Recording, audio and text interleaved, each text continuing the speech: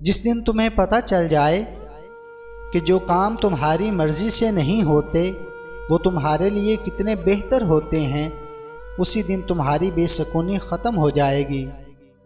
جب گھریلو فیصلے کرنے کے لیے باہر کے بندے کی ضرورت پڑ جائے تو سمجھ لیں آپ کا خاندان تباہ ہو چکا ہے۔ نہ تو گلاس ایک قطرہ سے بھر جاتا ہے، نہ ہی انسان ایک لفظ سے ناراض ہوتا ہے۔ اصل کہانی کے پیچھے کہانیوں کا لگا ہوا ڈھیر ہے۔ ہمیں ڈھانپ کر وہی رکھتا ہے جس کے لیے ہم قیمتی ہوتے ہیں، پھر چاہے وہ ہمارا رب ہو یا پھر انسان۔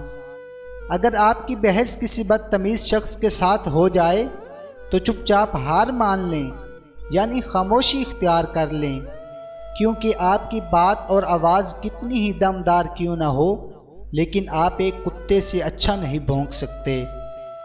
جو شخص تم پر غصہ کرے مگر پھر بھی تعلق ختم نہ کرے وہ برے وقت میں تمہارا سچا ساتھی ہے۔ نبھانا جس کو کہتے ہیں تو وہ کچھ ہی لوگوں کو آتا ہے۔ بڑا آسان ہے کہنا کہ مجھے تم سے محبت ہے۔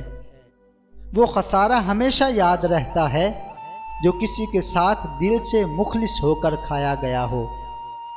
ایک دن تم مجھ سے پوچھو گے کہ کیا زیادہ اہم ہے، میری زندگی یا آپ کی؟